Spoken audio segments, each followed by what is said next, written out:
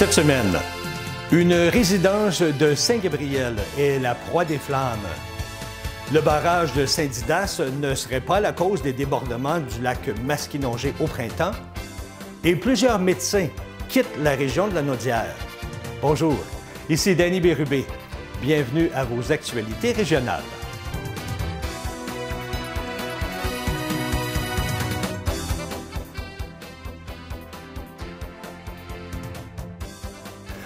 Bonjour à vous, j'espère que vous allez bien. Bienvenue à votre bulletin de la semaine du 19 février 2024. Une résidence située au 48 rue Michaud à Saint-Gabriel a été la proie des flammes jeudi de la semaine dernière. Une citoyenne aurait aperçu du feu sortant de la cheminée et aurait appelé les pompiers aux alentours de 11 heures de l'avant-midi. Plusieurs pompiers se sont déplacés afin de maîtriser la situation. On a dû ouvrir le toit à l'aide d'une scie mécanique afin d'accéder au grenier pour éteindre les flammes qui s'étaient propagées à la structure. Un pompier aurait été blessé légèrement lors de l'intervention, mais a été soigné rapidement sur place. La résidence était vacante depuis le début de l'année, mais une personne de la famille serait venue allumer un feu de foyer afin de réchauffer le bâtiment en prévision de la visite d'un inspecteur au cours de la journée. La résidence a subi de lourds dégâts, mais aucun citoyen n'a été blessé. L'incendie a été maîtrisé vers les 15 heures. Plusieurs personnes subissent des inondations à cause du débordement du lac Masquinongé. L'an passé, 835 résidences de Mandeville, de Saint-Didas, de Saint-Gabriel de Brandon, ainsi que de Ville-Saint-Gabriel ont été touchées par le débordement.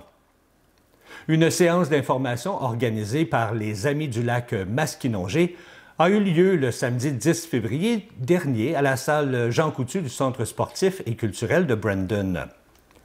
Près d'une centaine de personnes étaient présentes, incluant les représentants des différentes municipalités, pour s'informer sur les débordements du lac Masquinongé, des deux rivières en amont et de celle en aval, ainsi que du rôle souvent critiqué du barrage de Saint-Didas lors des crues printanières. Deux ingénieurs et une biologiste sont venus s'entretenir et répondre aux questions que plusieurs avaient posées à l'avance. M. Philippe Tremblay, ingénieur civil spécialisé en hydraulique chez Fluvio, est venu présenter les résultats d'une étude qui a modélisé différents scénarios basés sur la crue du printemps 2023. La gestion du barrage, d'après le résultat de l'étude présentée, ne serait pas la cause des débordements du lac au printemps.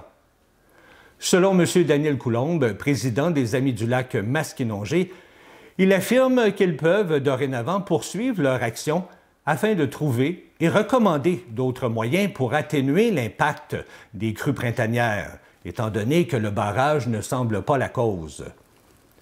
Les Amis du lac Masquinongé prévoient donc inviter les administrations municipales, organismes et MRC pour travailler conjointement sur la demande d'une mise à jour des études et des analyses. On veut identifier des solutions pour réduire les impacts environnementaux des débordements du lac Masquinongé et des rivières Matambin, Mastigouche et Masquinongé, ainsi que les effets sur les propriétés et les infrastructures affectées. La rencontre a suscité un vif intérêt et la jeune association s'affirme comme un partenaire crédible au sein de la communauté et des différentes administrations municipales.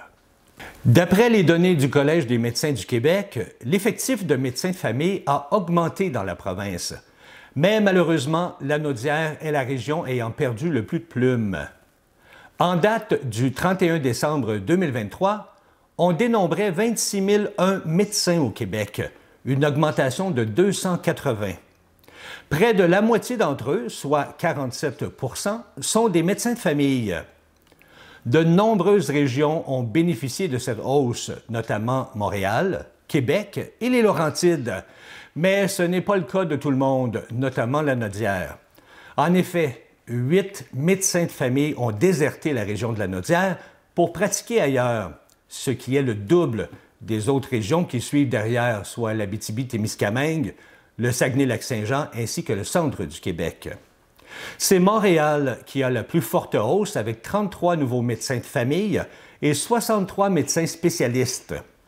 Québec arrive au deuxième rang avec 38 médecins de plus, suivi par les Laurentides avec l'ajout de 29 médecins.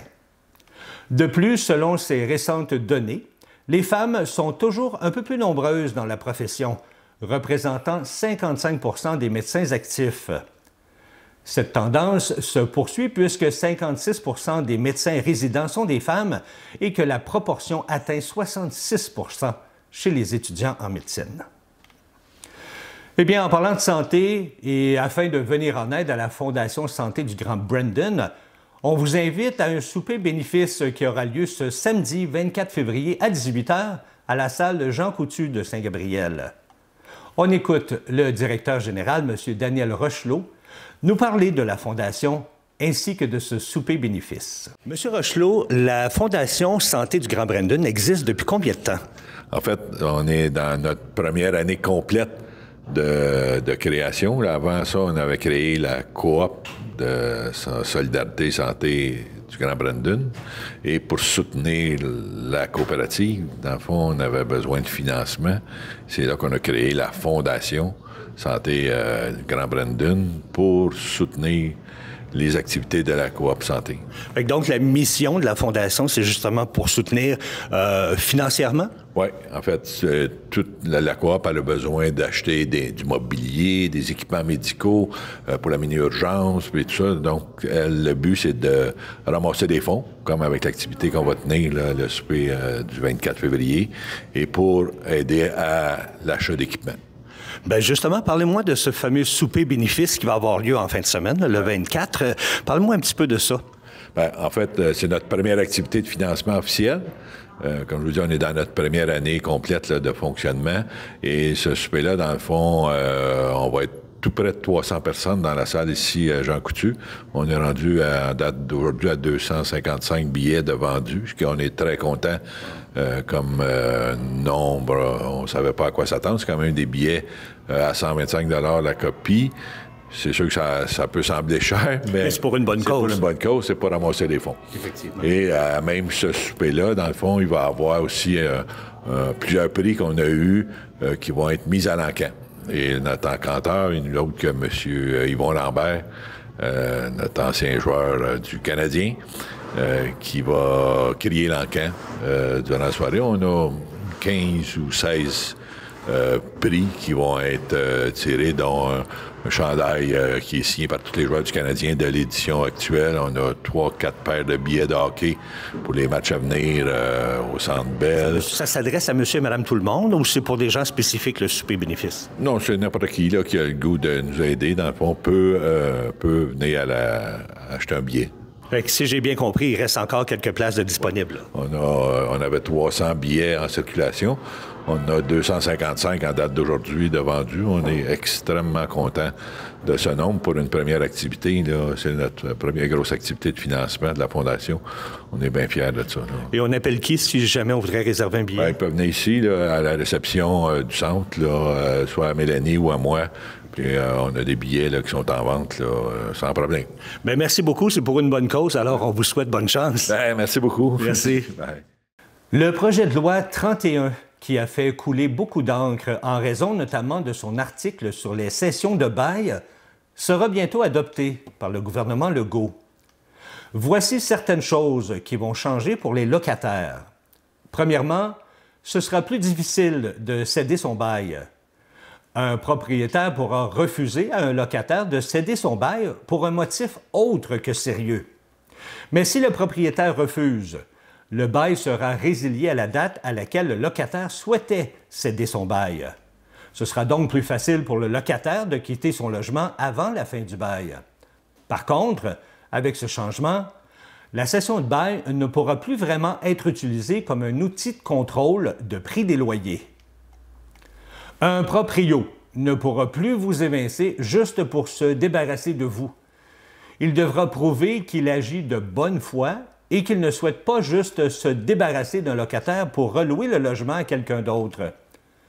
Si vous êtes évincé d'un logement dans lequel vous viviez depuis 3 à 24 ans eh bien, le propriétaire devra vous dédommager en vous remettant l'équivalent d'1 mois de loyer par année vécu à cette adresse. Un locataire pourra poursuivre son propriétaire dans les 3 ans suivant la fin de son bail s'il considère que l'éviction ou la reprise du logement était malhonnête. Votre proprio devra dorénavant remplir la clause G. Cette section où l'on doit inscrire le prix du loyer le plus bas payé au cours des 12 derniers mois. Maintenant, dans le cas où le propriétaire ne remplirait pas cette fameuse clause, eh bien, le locataire pourra aller chercher des dommages punitifs. Et finalement, un locataire qui sous-loue une ou plusieurs chambres de son logement ne pourra pas empocher plus d'argent que ce qu'il paie lui-même pour son loyer. Par exemple, une personne qui loue un 6,5 à 2 000 $ par mois ne pourra pas sous-louer 3 chambres à 800 $ chacune mensuellement. Mais est-ce que cette nouvelle loi sera bonne ou mauvaise pour les locataires? Eh bien, selon certains avocats, on s'entend pour dire que les locataires en ressortent gagnants, à l'exception de la mesure concernant les cessions de bail. Le projet de loi vient particulièrement s'attaquer à l'éviction et la rendre plus dispendieuse pour les propriétaires, mentionne Maître Sioli, avocat spécialisé en droit du logement. Il poursuit en disant qu'il est toutefois trop tôt pour s'avancer sur les effets que la loi pourrait avoir sur le prix des loyers et la crise du logement. Cette semaine, la tournée des régions s'est arrêtée à la municipalité de Saint-Jean-de-Matha pour rencontrer M. le maire, M. Sylvain Roberge. Un maire qui a le bien-être de ses citoyens très à cœur. On l'écoute nous parler de ses réalisations. Dans le cadre de la tournée des municipalités, eh bien, on s'arrête cette fois-ci du côté de Saint-Jean-de-Matha pour rendre visite à notre maire, M. Sylvain Roberge. Bonjour. Bonjour. Monsieur Roberge, bon, on sait que l'année passée, ou peut-être, vous allez me dire quand, le presbytère avait passé au feu et on avait décidé de racheter le presbytère et de le rénover. Alors ça fait partie des grosses réalisations de l'année dernière, je crois. Hein? Dans un premier temps, bienvenue. Bienvenue à Saint-Jean-de-Matha. Et oui, effectivement, notre presbytère, il y a quelques années, a malheureusement eu un incendie à l'extérieur, mais qui a endommagé un peu aussi l'intérieur du presbytère. Et là, à partir de là, la municipalité a décidé de remettre à la population ce qui était à la population, de le remettre en état. Et voilà. Et là, on a racheté le presbytère et on est en 2023. Là, on est en 2024, mais en 2023, on sont à faire l'extérieur. Toute l'enveloppe extérieure du presbytère va être refaite à neuf. Alors, on est vraiment content. Ce presbytère-là va servir à une salle communautaire, carrément, où les gens vont se réapproprier le presbytère, où ils vont vivre des moments. Là. Puis notre presbytère, on a la chance qu'il est à la hauteur. Et là, on voit Saint-Jean-de-Matha dans toute sa splendeur. Et on remet une salle communautaire là, puis il va y avoir des bureaux au 2e étage, mais c'est un projet qui à mon sens, est très rassembleur pour notre communauté. Fait que, bien, c'est notre patrimoine, c'est nos valeurs, c'est notre histoire. Fait qu'on remet tout ça à la page en neuf. Et puis là, bien, on est super content, là. On ne peut pas être plus content que ça. Est-ce qu'il est ouvert présentement? Non.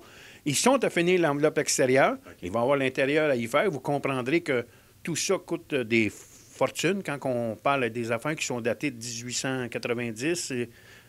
Mais on s'en va de bon train. Il y a des subventions qui s'en viennent. On travaille. On s'en va sur le bon sens là-dedans. On est vraiment content de ce projet-là. Vraiment content. Et quel autre projet vous avez fait l'année dernière? L'an passé, il ne faut pas oublier, hein, ça a été comme une première ici dans Matawini. Bref, la fresque, on a eu une fresque, une énorme fresque qui a été mise sur la bibliothèque, qui était faite en collaboration avec le Musée d'art de Joliette, qui nous a fourni un artiste qui est venu nous faire cette fresque-là, qui explique notre histoire à Saint-Jean-de-Matha. Parle des chutes Mont-à-Peine, parle du golfe, parle de Val-Notre-Dame. Il ne faut pas oublier nos bons amis de Val-Notre-Dame qui sont là. Une superbe fresque qui explique notre histoire encore et qui fait un rapprochement, qui est la bibliothèque. C'est un point un peu central, si vous voulez, mais on en est fiers aussi. Puis de l'avoir fait avec le Musée d'art, c'est encore une belle histoire qui n'avait jamais été faite. Fait qu'on est content de cela. Vraiment content aussi. Et je suis sûr que ça bougeait plus que ça ici dans la région aussi, parce que vous m'aviez dit que vous aviez été très occupé l'année dernière. On était occupé parce que, vous savez, une municipalité, ça cherche à vouloir toujours grandir. Au niveau urbain, on a eu des belles rues qui se sont faites. Il y a des promoteurs qui s'installent, qui sont là. On est content. L'an passé, on a réalisé des beaux projets là-dedans. Vous savez, une municipalité ne doit pas stagner, je crois, doit toujours penser à avancer. Bien, nous, dans notre cas, c'est ce qu'on a fait. On a vraiment... Il y a des territoires qui agrandissent. Il y a des promoteurs aussi à l'extérieur du secteur urbain qui agrandissent. Ça, on en est fiers. Puis la municipalité, on les accompagne là-dedans. Puis je pense que c'est une priorité. Il faut continuer à avancer. De toute façon, ici, Saint-Jean-de-Mata, c'est un lieu qui est très touristique aussi, hein? Voilà.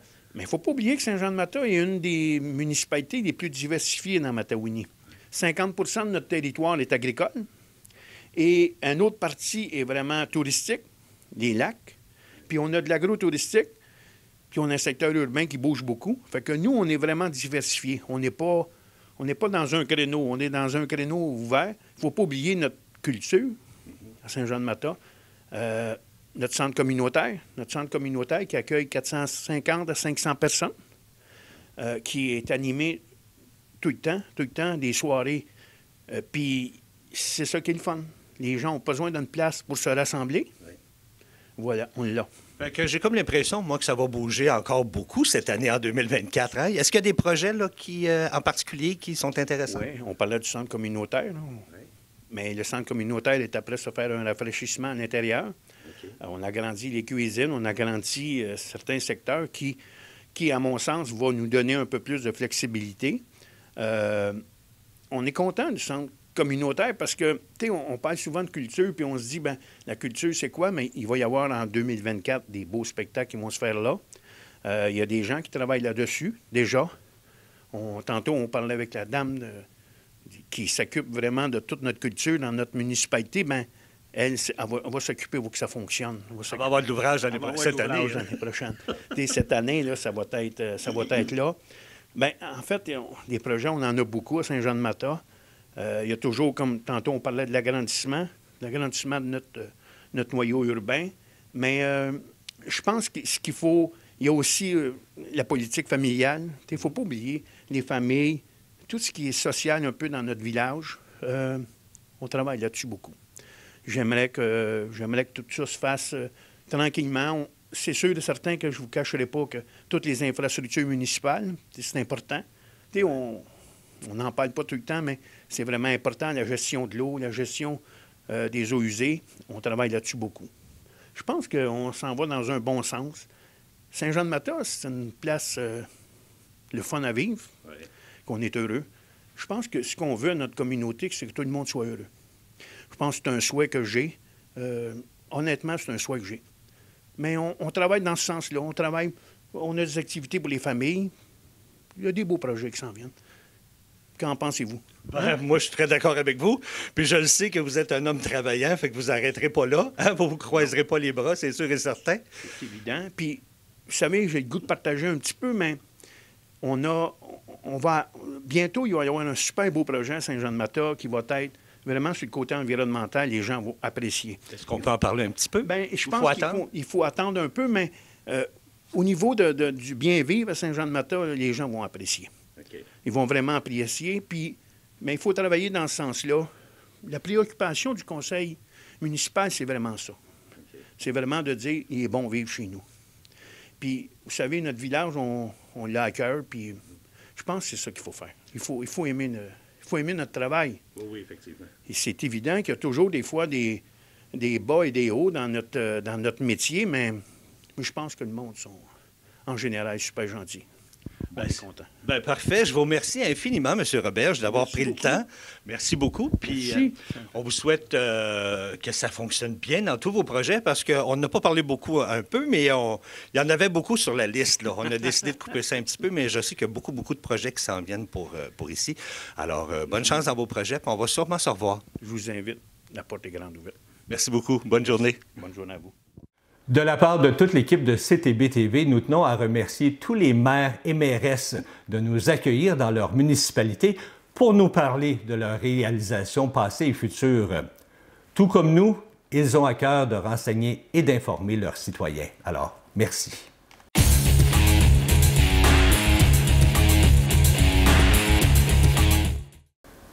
Le club de patinage de vitesse Brandon, affilié au Centre sportif et culturel de Brandon, célèbre la victoire éclatante de Benjamin Gagnon, 8 ans, qui a remporté la médaille d'or lors de la compétition régionale du Centre du Québec à Farnham le 3 février dernier.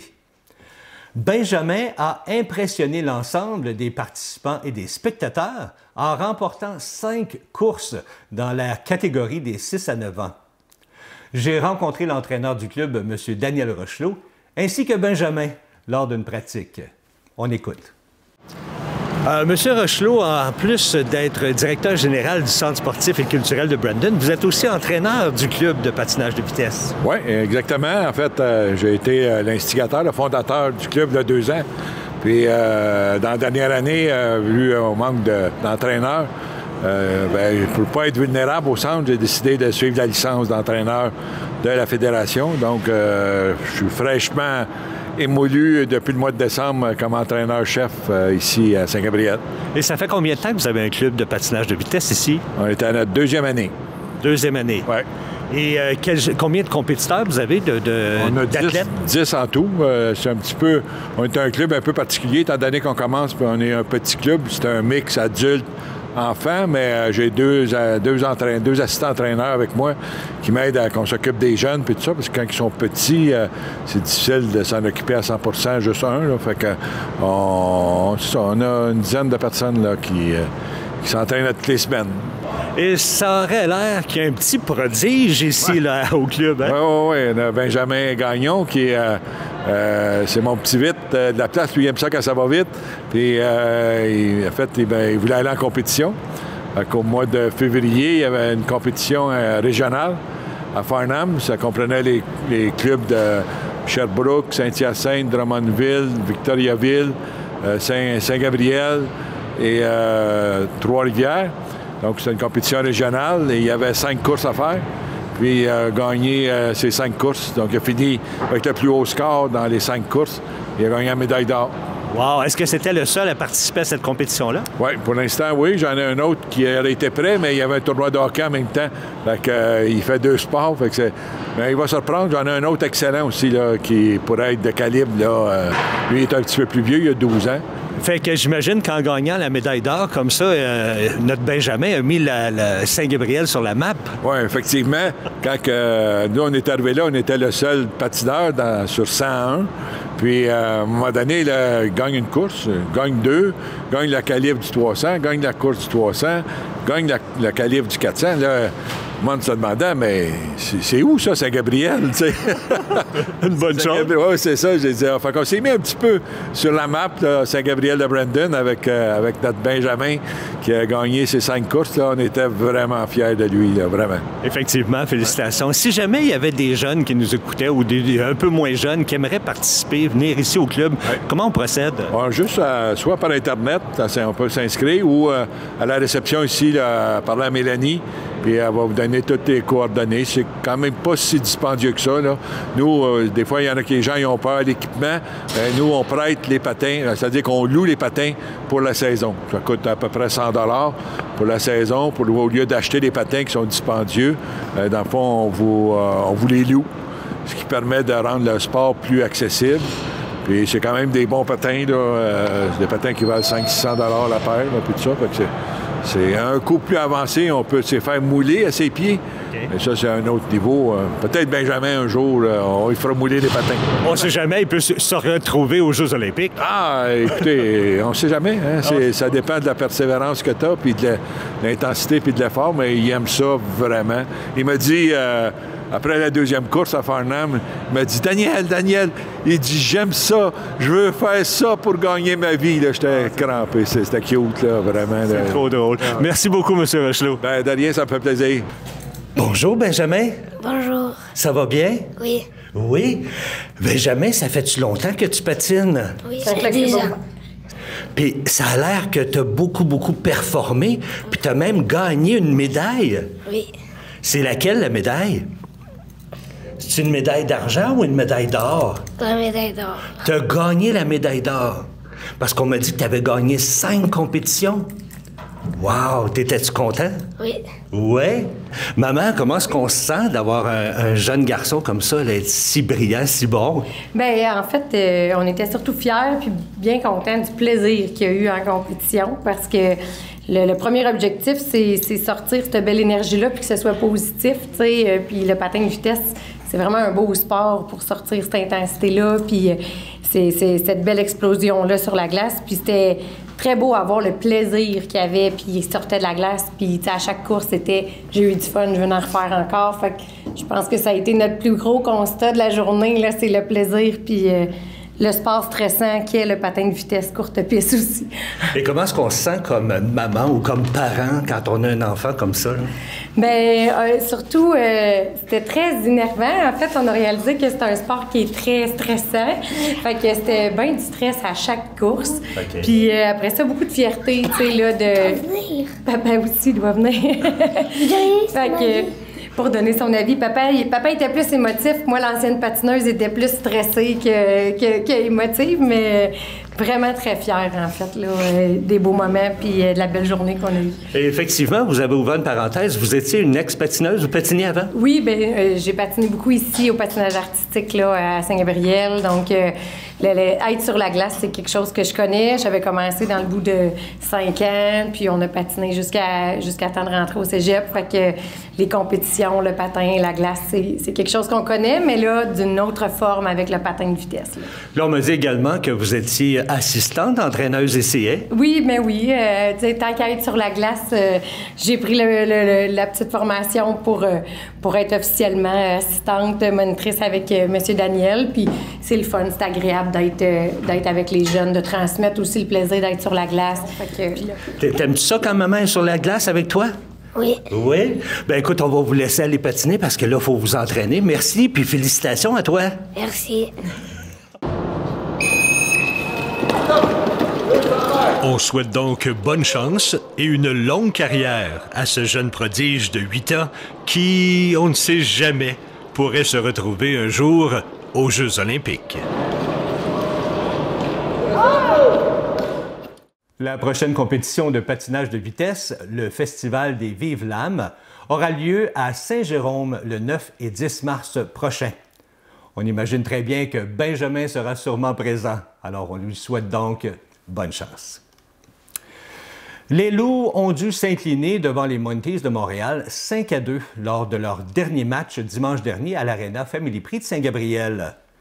Malheureusement pour l'équipe, le gardien de but des Loups, Philippe Blot, a été blessé en début de partie et a dû être remplacé. Ils étaient pourtant sur une bonne lancée, ayant déjà gagné les 3 dernières parties, mais comme dit si bien le dicton, toute bonne chose a une fin. Malgré une belle tentative de remonter la pente avec 2 buts en 3e période, bien, il était déjà trop tard car les Monkeys avaient pris le contrôle de la partie. La saison régulière étant maintenant terminée, les Loups seront de retour ce vendredi 23 février à 20h à l'Arena Family Prix pour le premier match des séries contre les Monkeys de Montréal. Le lendemain, samedi 24 février, les Loups joueront à Montréal, toujours contre les Monkeys. Et si jamais le score était de 1-1 après ces 2 matchs, eh bien, ils seront de retour à l'Arena Saint-Gabriel le dimanche 25 février. Voilà, c'est ce qui complète vos actualités régionales. Si vous avez été témoin d'une nouvelle, alors faites-nous le savoir en nous écrivant ici à CTB TV. Cette semaine, ne manquez surtout pas l'émission Photorama sur l'Italie, consacrée à la ville de Rome.